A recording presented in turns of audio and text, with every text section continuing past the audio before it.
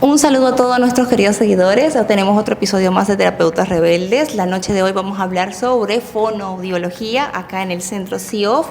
Nos acompaña todo el equipo terapéutico de CIOF, unas excelentes fonoaudiólogas. Winnie, ¿qué más puedes aportar sobre el área de psicología hoy? Hola, bienvenidos a un episodio más de Terapeutas Rebeldes y en esta ocasión estamos en CIOF con diferentes fonoaudiólogas en diferentes áreas, así que por favor Angie, preséntalas a cada una para que así podamos iniciar este hermoso programa. Perfecto, empezamos con la licenciada Ángela Giraldo, que es nuestra coordinadora terapéutica, una excelente persona y gran profesional. También sigue la licenciada Talia Catari, seguimos con la licenciada Mariana Montes y finalizando con nuestra querida audióloga Gabriela Roca. Buenísimo, ahora sí, en esta ocasión hemos decidido hablar sobre lo que es el área del lenguaje, que es muy crucial para cualquier tipo de persona, niño, niña, adulto, así que para eso hemos invitado a que las personas se concienticen sobre qué es la fonoaudiología, o en otro caso aclarar entre diferentes términos que estabas diciendo. Sí, fonólogo, siempre nos llaman de que tiene consulta con un fonólogo, es un poquito, sí. Foniatra. Ahí hay muchos mitos también en el área de fonoaudiología que hoy vamos a hablar sobre eso. Un poquito de mitos, de qué área atendemos, cómo trabajamos. La verdad que a pesar de que existe la carrera acá en Bolivia, todavía tenemos muchas barreras profesionales y sociales dentro de nuestra área y quisiéramos un poquito concientizar para que los pacientes puedan ser más asertivos a la hora de buscar atención. Entonces creo que podemos empezar definiendo el área de fonoaudiología. Bueno, la fonoaudiología es un área de salud, es una carrera de la salud, se estudian entre 4 o 5 años, en algunas universidades son 8, 9, hasta 10 semestres, y también diferentes universidades dan diferentes títulos, puede ser terapeuta del lenguaje, fonoaudiólogo, dependiendo del país. Okay. Aquí en Bolivia es fonoaudiología, como se gradúan licenciados en fonoaudiología. Bueno, la fonoaudiología trata un área muy importante y es la comunicación en todas sus áreas, tanto escrita, oral, con signos, y la comunicación es como todo el ámbito grande, ¿no? Cómo nos podemos desenvolver. Ahora, el lenguaje hace parte como de lo que comprendemos y de lo que expresamos, cómo materializamos esa comunicación, y el habla, que es otra área que nosotros trabajamos en fonoaudiología, es la materialización de todo lo que llegamos desde comunicarnos, comprender y expresar en el lenguaje. Otra área que también trabaja la fonoaudiología es la parte auditiva. Entonces, desde la parte auditiva realizamos todos los estudios auditivos, diagnóstico, selección, adaptación de audífonos, de implantes cocleares, y también la parte vestibular, que trabaja el área de vértigo. En el lenguaje, pues trabajamos con todas las dificultades que se pueden presentar en el lenguaje, tanto a nivel comprensivo como expresivo, con las diferentes alteraciones o condiciones del neurodesarrollo o condiciones específicamente lingüísticas. En el área del habla, pues trabajamos todas las dificultades articulatorias, desde lo fonético, lo fonológico, y todas las estructuras que competen para el habla, todas las estructuras anatómicas del habla, y procesos como la deglución, la masticación, la respiración. Eso también lo trabajamos en el área de fonoaudiología. Lo que quiere decir que es una carrera muy completa, una carrera que puede abordar diferentes áreas y también diferentes edades, porque podemos trabajar desde niños recién nacidos, neonatos, primera infancia, niños escolares y adultos también. Entonces, cada fonoaudiólogo pues va haciendo su formación, va escogiendo como el área de interés y también la población a la que se quiere dirigir, ¿sí? Es muy amplio, y lo importante es que cuando se presenta una dificultad en alguna de estas áreas que acabo de mencionar, pues la persona acuda a un fonoaudiólogo especialista en el área de la que está requiriendo, ¿sí? Ya creo que... Entonces, para resumir, el fonoaudiólogo está en el área del habla, la audición, comunicación, que es lenguaje, lo que es la deglución, y parte también de comunicación alternativa en caso de neurodiversidad, ¿no? En realidad es la comunicación, y la comunicación puede ser no verbal o verbal, claro, aumentativa o alternativa, es una forma, ¿no? Pero la comunicación es lo que engloba en sí. La fonoaudiología lo que hace es trabaja la comunicación en sus diferentes formas. El lenguaje, el habla, la motricidad facial, que es toda la parte anatómica, la audición, ¿sí? Todo eso influye en la comunicación. Claro. ¿Ya? Sí, solo que, o sea, todos tenemos, bueno, todos no. Y la mayoría de la población entiende que el lenguaje se limita solamente al habla. Por eso cuando llegan a consulta, yo quiero que mi hijo, mi papá, quien sea, yo quiero que vuelva a hablar. Y no se trata de enseñarlo a hablar, se trata de precisamente volver a consolidar el lenguaje y todos estos procesos anatómicos, neurológicos, fisiológicos que conllevan a esto. Entonces, y si el paciente no logra precisamente volver a hablar, tenemos que optar a una comunicación funcional, que es lo que es más difícil de comprender a la población hoy en día. Y bueno, que también a la hora de la intervención terapéutica es otra situación, o digamos que otro reto que se trabaja, ¿no? Pero sí, el profesional encargado de eso es el área de fonoaudiología. Ahora, quisiera que cada una pueda definir precisamente el área en el que más se especializa. En el caso de Ángela, por favor, ¿me puedes hablar un poquito del área vestibular, cómo la trabajas? Ok.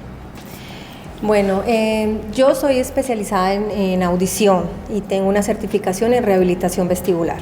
Claro, esa fue como el área con la que yo inicié mi primer ejercicio profesional. En la parte auditiva, que es la especialidad en audiología, bueno, ahí realizamos todos los estudios auditivos desde niños, entonces ahí abordamos otra vez toda la población, ¿no? Desde neonatos hasta adultos mayores. Diagnóstico, de identificar si hay una disminución auditiva, y si hay una disminución auditiva hay que brindarle una solución a esa persona, entonces sea un audífono, sea un implante coclear o bueno, lo que requiera para rehabilitar la audición, porque en fonoaudiología nosotros evaluamos, identificamos dificultades, pero también rehabilitamos, ¿cierto? Eso hace parte de nuestro quehacer profesional. En la parte auditiva específicamente sería rehabilitar un problema auditivo. Ahora, la parte vestibular es otra área que también trabajamos en el área de fonoaudiología, especializándonos en esto, y trabaja toda la parte de problemas vestibulares, que lo conocemos como vértigo, ¿sí? Hay personas que en su sistema vestibular no funciona bien por una u otra razón, por una alteración en el nervio vestibular, por una alteración a nivel periférico, y tienen vértigo en algunos momentos o durante todo el día. Entonces hay una serie de ejercicios que se realizan para que esa persona logre estabilizarse, logre el balance. O sea, entonces es otra área que también trabajamos desde fonoaudiología y yo me certifiqué en esta área. Ahora, esto trabajo en la parte de adultos, ¿sí? Pero también trabajo en niños, en la población infantil, el lenguaje. Es como mi área de interés y el área donde me he especializado a un orden neurolingüístico, y trabajo para todas las alteraciones del lenguaje, todos los trastornos del lenguaje, que pueden presentarse específicamente desde lo lingüístico o una condición del neurodesarrollo puede desencadenar en un problema del lenguaje. Entonces hablamos que es un trastorno del lenguaje secundario a TEA, a síndrome de Down, a parálisis cerebral, bueno, todos los problemas de neurodesarrollo podrían conllevar en un trastorno del lenguaje. Entonces esa es como mi área a la que me dedico, la área que me gusta trabajar. Continuando con Thalía, Tali, sé que tenemos poco tiempo conociéndonos, pero si bien Tali realmente es de Argentina, ella es fonoaudióloga y terapeuta de lenguaje, lo estábamos hablando en tras cámara. Tali tiene un diplomado en lo que es deglución y disfagia, ¿cierto? En México, que creo que es uno de los mejores diplomados que hay hasta ahora. Quiero que me hables un poquito de esa área. No sé si la haces más en adultos o en niños, pero porfa, háblanos un poquito de la intervención en lo que es deglución y disfagia. En sí, lo que le voy a explicar y aclarar un poco es que la fonoaudiología tiene un área específica que es la fonostomatología. Dentro de la fonostomatología tenemos las diferentes funciones. Una de las funciones es la deglución, la otra es la masticación, la respiración y el habla, ¿sí? Ahora, yo me encargo principalmente con este diplomado ahora en la deglución y en la masticación. La deglución, bueno, por si alguno no sabe, es el proceso de transporte del alimento que va desde la boca hacia el estómago, ¿sí? Entonces, durante este proceso ocurre una alteración en la cual se va a producir la disfagia, como se denomina cuando hay una alteración en la deglución.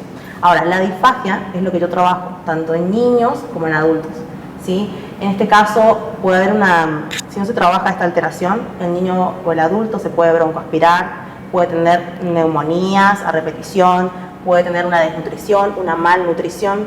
Sin mentir, ayer me llegó un caso de un paciente que le dio una neumonía y por tuberculosis, bueno, un trasfondo atrás, pero este paciente había bajado 23 kilos. O sea, a él en este momento no le estaba importando su nutrición, a él le estaba importando el que pueda hablar, o sea, otras cosas. La función más importante, que es alimentarse, que es poder comer, deglutir, él la había omitido. Y para él era normal bajar 23 kilos. O sea, y nadie le dijo, anda al fonoaudiólogo a trabajar esto, porque nadie sabe. O sea, nadie sabe lo que hace un fonoaudiólogo, nadie sabe lo que es la disfagia, nadie sabe que deglutir, el tragar, es normal y que no te debería tener ahogos, no te debería tener tos ni dificultades, ¿sí? Entonces, bueno, yo trabajo eso, lo que es la disfagia, lo que es rehabilitar la función de la deglución. Bueno, como dije, en niños y en adultos. Y en niños generalmente me llegan casos de deglución atípica o deglución disfuncional, como bien se llama. En este caso, generalmente me llegan casos de ortodoncia. ¿Por qué? Porque la lengua es un órgano que estimula el desarrollo de todo lo que es a nivel facial, oral, ¿sí? Entonces, si la lengua no está en la posición correcta que debería estar, va a alterar la forma. Y por ende, si se altera la forma, también se va a alterar la función. Entonces, ¿qué pasa? Estos niños tienen una mala oclusión debido a que la lengua no cumple la función o no está en el lugar donde debería estar, ¿sí? Entonces llegan con la deglución atípica, yo tengo que trabajar en conjunto con el ortodoncista. Y así llegamos a tener un buen avance, el ortodoncista puede lograr la buena oclusión y el niño o el paciente puede tener una buena función, que es la deglución y la masticación. Bueno, esta área me encanta, todo lo que es motricidad orofacial me encanta, y no solamente la motricidad orofacial va a impactar en las funciones de lo que es la deglución y la masticación, sino que también se mejora el habla, porque obviamente si mi lengua está débil, hipotónica, también va a impactar en cómo hablo, ¿sí? Si tengo una articulación cerrada, si yo hablo todo así, obviamente va a impactar. Así que bueno, todo se relaciona con todo y eso es lo que me gusta trabajar. Y está bueno que lo hables. También tomar un poquito en cuenta lo que nos sucede siempre, el uso del chupón o la mamadera a largo plazo, obviamente genera una deformidad y trabaja esos casos. A mí también me han llegado de algunos chicos, que creo que ese tema lo tocamos más adelante. Sí, se puede dar una recomendación para los papás, es que hasta los 2 años y medio sí es recomendable el uso de mamaderas o chupón, como le quieran decir. Porque después que aparecen los dientes empieza a haber un mal hábito. Entonces este niño va a generar un mal hábito oral y aparte de esto está en edad de desarrollo. Entonces si seguimos usando la mamadera, algo que se interpone entre la lengua y el paladar, obviamente que no va a ayudar a la forma y al desarrollo, ¿sí? Claro. Cambia la forma del paladar y el frontal de los dientes. También incluso lo que hablabas, la nutrición de los peques. No sé si les ha llegado que 4 o 5 años y todavía toman leche. No es que estemos en contra de que estén tomando leche los niños, no se trata de eso, sino que bueno, ya a esas edades los chicos la alimentación tiene que ser sólida, ¿no? Quiero hacer un aporte a eso. Por favor. ¿Qué pasa? La alimentación, lo que expliqué recién, lo que es la deglución y la masticación, son precursores del lenguaje, ¿sí? Tienen que estar. Y si yo no mastico, yo no trabajo la masticación, esos movimientos de trituración y todo, obviamente mi boca no va a estar estimulada. Entonces, todos los que son la zona posterior, la zona posterior oral, no va a ser estimulada y por ende, toda la parte posterior, que es donde aparecen los fonemas como la K, la G y todo eso, no van a aparecer los anteriores, que es la M, la B, o sea, toda esta zona es la única que va a estar estimulada. Y generalmente son niños que tienen la boca abierta, tienen la lengua afuera, o sea, babeo frecuente, ¿sí? Y obviamente hablan mal. Sí, entonces los papás lo traen porque es que habla mal y bueno, el problema es más severo, obviamente. No, y vos preguntas, ¿y cómo es su alimentación? Y te dicen, no, todo blandito, solo mamadera, chupete. Claro, eso no estimula para nada. No, para nada. Y han tenido la osadía de venirse con la mamadera. Que tú le dices, retira la mamadera y bueno, a mí me pasa muchas veces que llegan con la mamadera a consulta y yo, pero le pedí que no se la diera. Y no trata de ver. También comprendo a los papás que es un proceso el hecho de sacar la mamadera y dejarlo. Pero bueno, tenemos, no sé, pedir ayuda. O sea, para eso está la psicología. Claro, eso, bueno, pregúntele a su psicóloga, busque estrategias, ¿sí? Claro. Porque realmente yo los entiendo, comprendo que es difícil, porque el ser padre, nadie nace sabiendo ser padre, es un proceso en el que uno va a aprender, pero también tenemos gente que nos puede ayudar. Exacto, por eso es lo que, por eso es que estamos aquí haciendo la concientización, pero también psicoeducando, porque si bien es cierto que nadie ni yo sabía qué es lo que exactamente hace fonoaudiología, porque no está en mi rubro de trabajo, pero una vez que entré en esta área de la clínica y trabajar con niños, me tocó conocer a Angélica en el área de fonoaudiología y entre las dos hicimos equipo para precisamente, uno, el proceso de dejar la mamadera, dos, el proceso de estructurarlo en sala para que ustedes puedan trabajar con el niño. Entonces, es un equipo integral, no es que solamente la psicóloga hace algo y con eso ya está y va a estar todo bien, no, también fonoaudiología en caso que la comunicación esté alterada o es que no esté hablando bien. Y también lo mismo, no solo fonoaudiología, y la pobre fonoaudióloga está ahí peleando con que el niño se siente o que el niño haga caso, pueda escuchar, pueda seguir las instrucciones. Entonces al final es un equipo multidisciplinario, y si un profesional le dice que se apoye en otro profesional, háganlo, papitos, asistan a los profesionales adecuados, vean la forma de que tenga un equipo, su niño tenga un equipo de trabajo. Muy bien, continuamos con Mariana. ¿Usted a qué se dedica?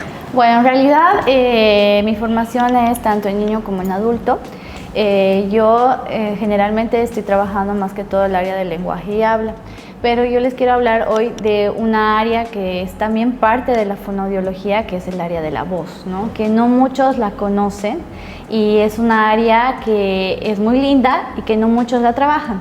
Entonces, el fonoaudiólogo en el área de la voz interviene mucho en niños y adultos que tienen alguna pérdida de la voz, ya sea por algo orgánico, por ejemplo, una parálisis de cuerdas vocales, o por algo funcional, un mal hábito que ha generado un desgaste en las cuerdas vocales. Y esto pasa mucho, por ejemplo, en profesores, en los artistas musicales, en también. Artistas, en militares también, ¿no? Que hacen un uso constante de la voz y a la larga les genera una pérdida y una disfonía, ¿no? Y también en niños que gritan mucho, en niños que todavía les cuesta regular este tema, entonces llegan a ver una pérdida de la voz. Entonces se trabaja desde la postura, la respiración, técnicas, e incluso hay una parte de la fonoaudiología que solo trabaja la voz artística, ¿no? Que es algo que muy pocos lo conocen, porque generalmente una persona que se quiere dedicar a cantar va a donde un coach, pero no va a donde un fonoaudiólogo. Entonces es una área que aquí en Bolivia realmente no está explotada, ¿no? Y es un área muy linda donde se trabaja también en coordinación con otro equipo multidisciplinario, en este caso con un otorrino también se tiene que hacer el trabajo de la mano, ¿no? Que es un área que muy linda también. Algo que quiero acotar ahí es que hay que diferenciar, por ejemplo, el terapeuta de voz, perdón que estoy ahora un poquito resfriada, pero cuido mi voz, eso sí, miren, como fono la recomendación primero, agua, principalmente. Bueno, no, quiero diferenciar esto que dijiste que está el fonoaudiólogo que se dedica a la voz artística. Sí, está el fonoaudiólogo que se dedica a los cantantes, el fonoaudiólogo que se dedica a la voz profesional, en este caso, a la voz hablada, que seríamos nosotros, ¿sí? Y el que hace rehabilitación de voz, en casos más específicos como dijiste, parálisis o alguna enfermedad neurodegenerativa que van perdiendo su voz, ¿sí? Son diferentes. Como bien dijo Mariana, actualmente no hay un fonoaudiólogo que solamente haga eso. ¿Por qué? Porque también no es conocida, ¿sí? Y tampoco hay muchos, no hay muchos pacientes para esa área. Entonces, el profesional que se quiere dedicar en esa área, también, claro, no hay mucha demanda. Es que es una carrera nueva, ¿no? Y como carrera nueva a veces toca hacerla conocer o toca tal vez encontrar su lugarcito en el mundo sin ánimo de ofender. Pero lo mismo nos pasaba a nosotros con lo que es la psicología. Literalmente hasta antes de la pandemia, recibir consulta psicológica era como, no, eso es solo para los locos o en caso de depresión severa o la persona que ya se estaba cortando y era como que ya al psicólogo. Y sin embargo, después de la pandemia fue como que no. Mucha gente empezó a hacer la teleterapia de ¿qué me está pasando? No puedo estar encerrada. Y ahí empezaron a conocer el tema de la ansiedad, la depresión. Entonces ahí fue un boom para nosotros los psicólogos el hecho de la carrera de psicología, y ya hemos encontrado nuestro lugarcito en nuestro mundo, como también cada profesional ya sabe, ¿no? Hay los psicólogos solo infantiles, los psicólogos solo adultos, los psicólogos que solo trabajan ansiedad, psicólogos que solo trabajan autoestima. Entonces creo que así va a ser su carrera muy pronto. Y bueno, y también esto es parte de apoyar al que se hagan conocidas, ¿no? Y bueno, continuamos con Gabriela Roca, que ella hace la parte de la audición. Por favor, coméntanos cómo es tu área. Buenas noches. Bueno, mi área es audiología. Me dedico, bueno, esto fue a raíz de la pasión por la que va guiando la carrera, la verdad. Y antes trabajaba en lenguaje también, pero ahora me dedico al área diagnóstica. ¿Qué quiere decir esto? Realizo los estudios auditivos tanto a nivel temprano, que es la parte de neonatología, con bebés recién nacidos, en niños y también en adultos. Todo esto es como prevención. ¿Prevención en qué? Prevención en los trastornos auditivos que conllevan a trastornos del lenguaje como algo secundario, ¿verdad?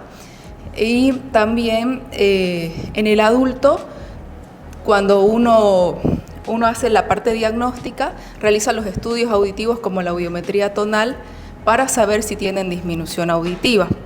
Ojo que hay una diferenciación entre disminución auditiva y sordera. Aquí mi colega puede desmentir esa situación. La disminución auditiva, como su nombre lo indica, o hipoacusia, es cuando una persona no escucha del todo bien, pero tiene restos auditivos con los cuales se puede trabajar. También en el niño, si ha sufrido algún tipo de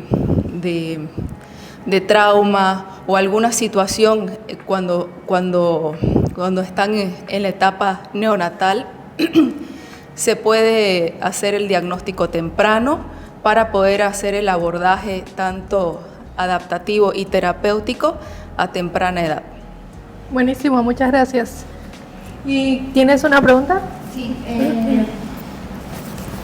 Chicas, yo creo que vamos a aprovechar este episodio para que hablemos un poquito precisamente en un tema que tocó Gaby.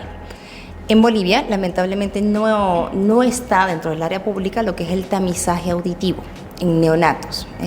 No vamos a tocar el por qué, pero quiero que me hables directamente del por qué específicamente el tamizaje auditivo en neonatos es tan importante y en qué momento, en qué instantes que se realiza. Bien.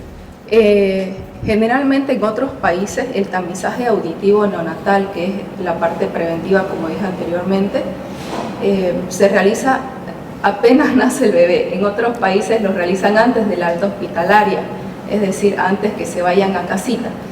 Pero estamos en Bolivia, la situación es completamente distinta y se realiza por lo menos antes del primer mes de vida o hasta los 3 meses de vida, ¿sí?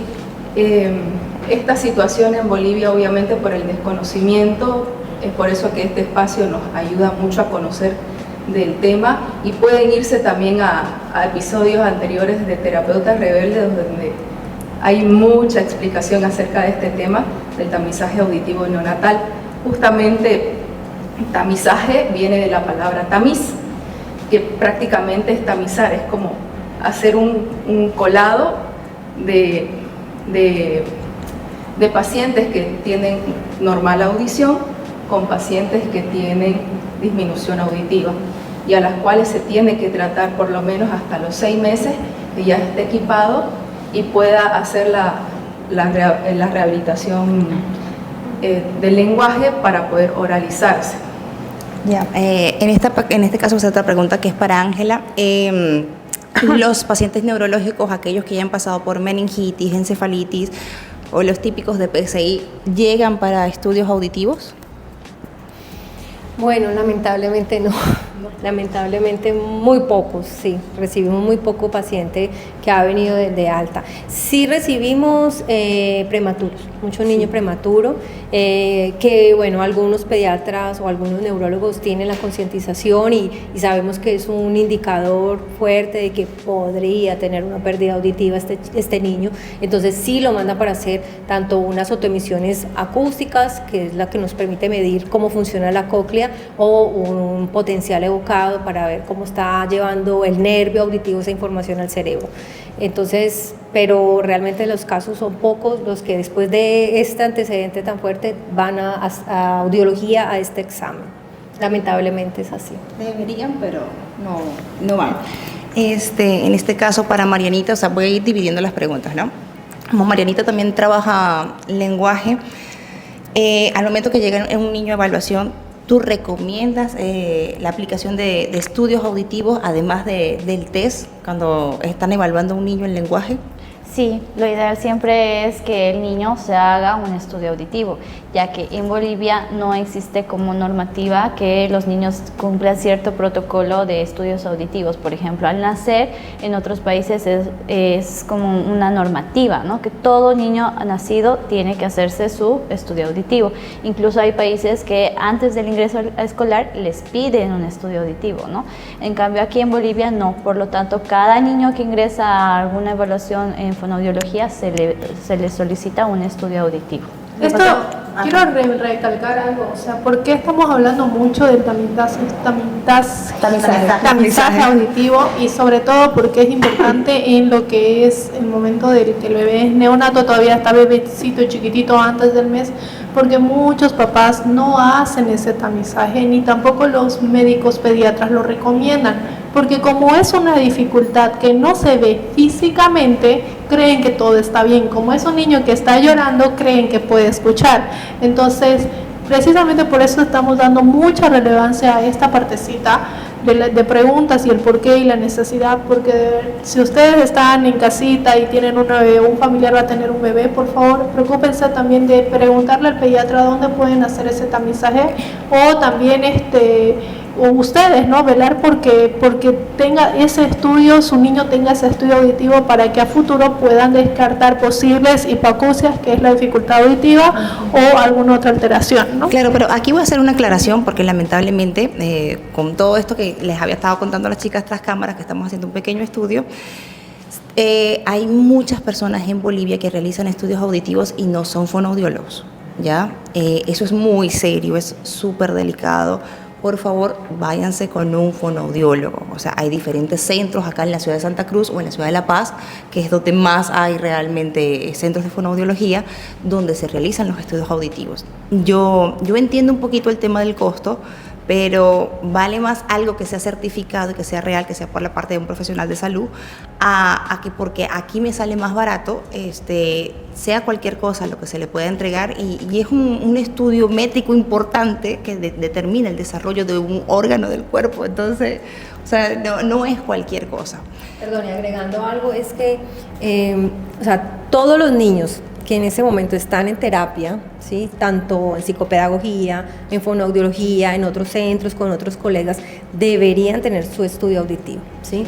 ¿Por qué? Porque gran parte de los problemas auditivos o cognitivos de aprendizaje podrían estar derivados de una pequeña pérdida auditiva. O sea, algo pequeño que se pasó, como no le hicieron el tamizaje, entró al colegio y no le hicieron el estudio de ingreso escolar, entonces esa pérdida auditiva se camufló. Y como lo estamos viendo ahora como problema de lenguaje, problema del habla, no está aprendiendo a leer, no está aprendiendo a escribir, problema de aprendizaje, pero ahí podría estar debajo de una pérdida auditiva. Entonces la invitación a los colegas fonoaudiólogos y otros profesionales que trabajan en estas áreas, como los psicólogos, como los psicopedagogos, que hagan la remisión a sus pacientes para un estudio auditivo en el centro que ustedes quieran hacerlo, pero con unos profesionales especializados en el área auditiva para que tengamos una mejor respuesta y podamos identificar si hay de verdad una disminución auditiva y poderla tratar, ¿cierto? Porque eso sería el tratamiento principal más que la terapia, ¿no? Porque exacto, primero identificar si tiene pérdida auditiva, qué necesita para mejorar esa pérdida auditiva, y después haga terapia de la que quiera. Entonces es como una invitación a los colegas para esto. Literal.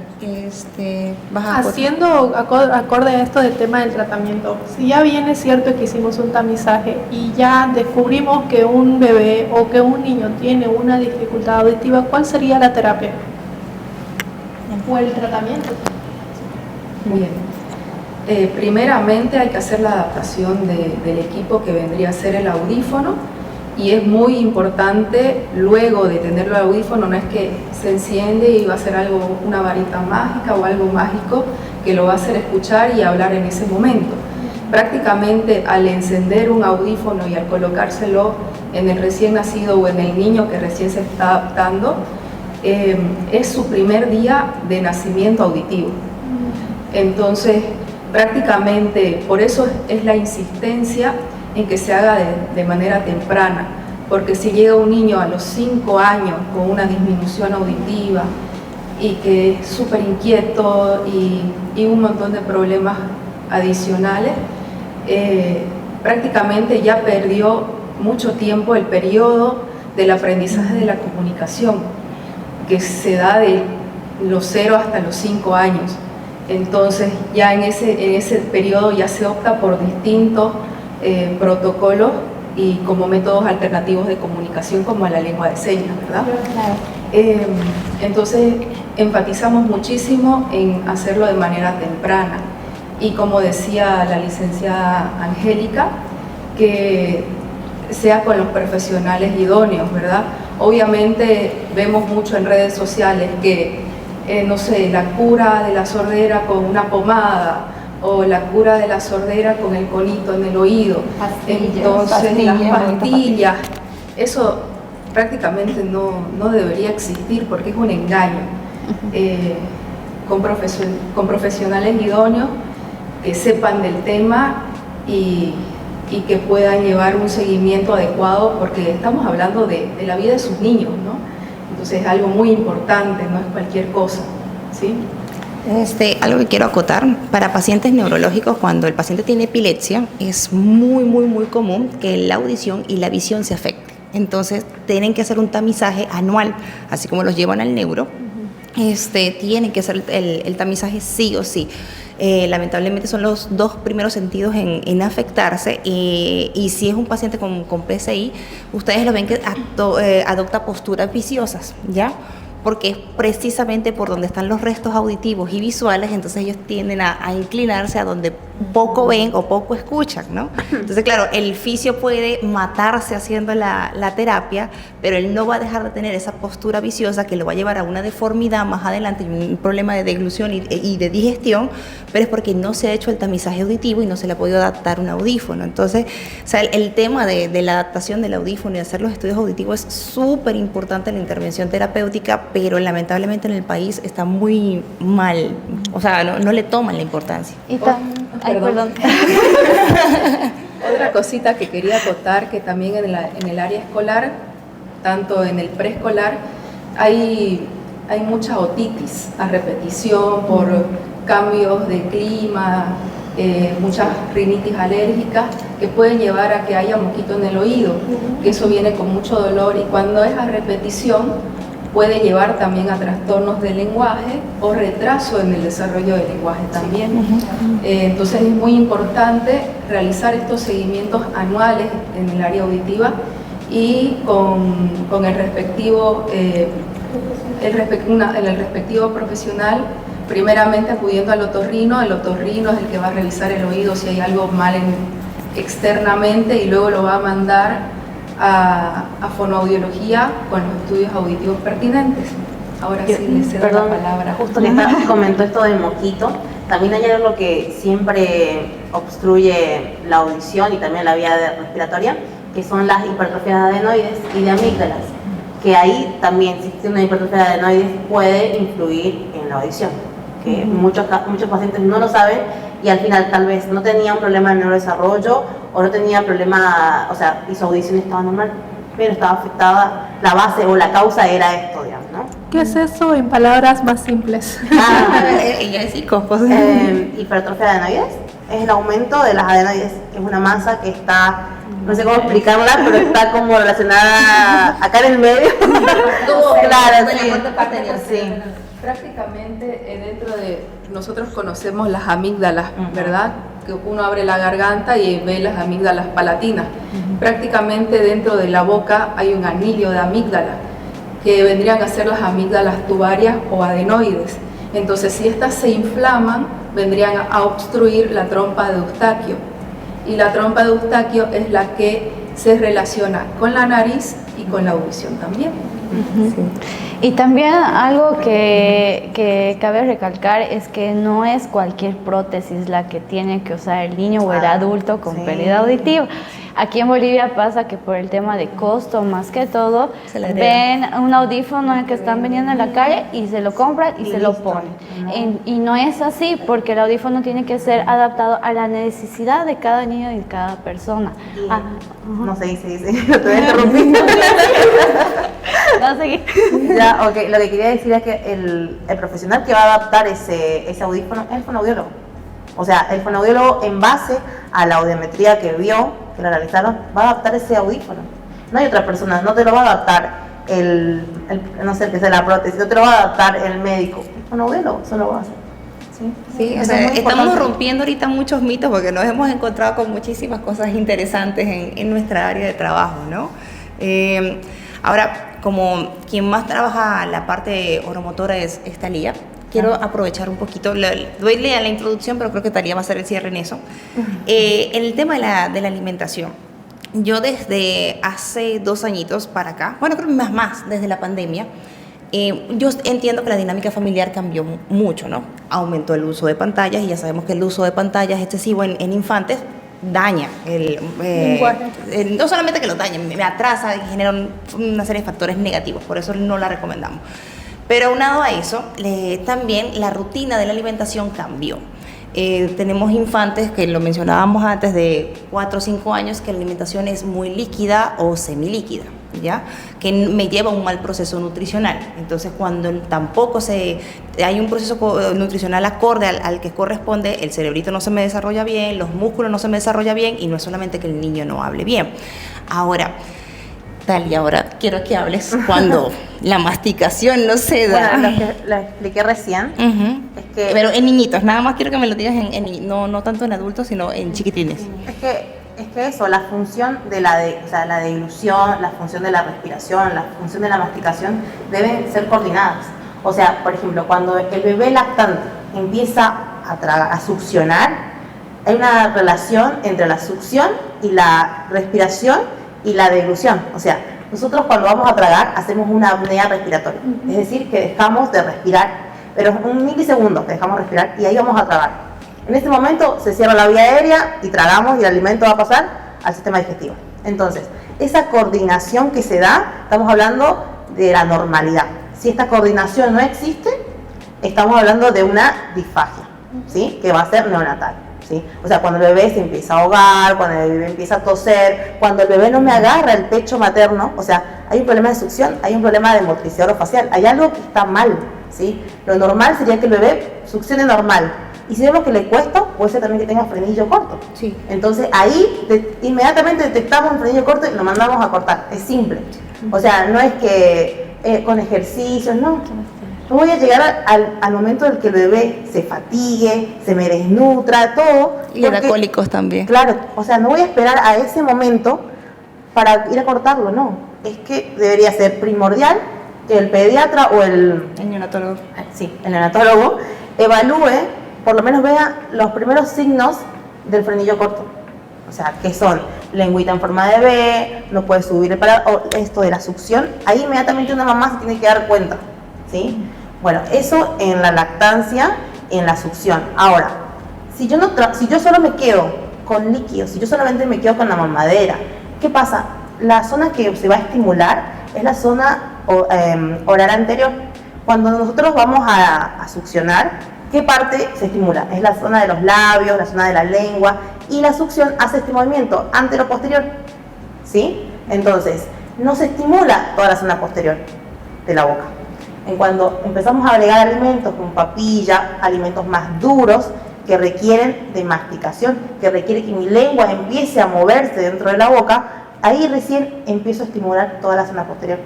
De hecho, si se dan cuenta, los bebés también se relacionan con la parte motora. ¿A qué edad el bebé se sienta? A los 6 meses. Entonces, a los 6 meses recién les empezamos a dar alimentos, ¿sí? Entonces, todo se relaciona con la postura, o sea, es que el cuerpo se relaciona con todo. Yo no puedo separar no sé, la parte del lenguaje con la parte de la comida, con la parte de respiración, o sea, no, todo se relaciona con todo, ¿ya? Entonces, bueno, como les dije, la deglución, la masticación, la respiración, son funciones prelingüísticas, ¿sí? Entonces todo esto se tiene que empezar a fortalecer, los músculos, los movimientos, la parte sensorial, perceptiva, o sea, si mi cuerpo recibe esos estímulos diferentes, tanto por fuera primero y por dentro, o sea, vía oral, va a ser más explorada. Entonces yo voy a aceptar diferentes tipos de alimentos, diferentes tipos de consistencias, y como les dije, esa zona posterior va a ser más estimulada. Claro, lo que queremos con todo este episodio, y espero que a ustedes, a la mayoría de los padres que nos ven, es que tomen un poquito de conciencia de que el fonoaudiólogo no es un fonólogo, que es un profesional del área de la salud, que también está también hoy día en el área educativa apoyando en los colegios, que las dificultades de la audición, del lenguaje, del habla son complejas y que tienen que buscar a los especialistas adecuados. Fue un excelente episodio. Gracias, chicas, por darse el tiempo. Gracias por acompañarnos. Gracias por aclararnos. Tantas dudas, tantas hay dudas. muchas cosas más que hablar, me parece. Sí, que al final queda corto. Algo muy bonito es que no sé si notaron, no hablamos casi de lenguaje. No, sino de todas las otras áreas que hace un fonoaudiólogo y que son tan importantes, pero como siempre nos enfocamos en que el fonoaudiólogo enseña a hablar, a decir la R, por favor, ampliamos a otras áreas que también son súper importantes. Somos especialistas en esas áreas. Debería haber parte 2. Y bueno, entonces por hoy vamos a finalizar este episodio.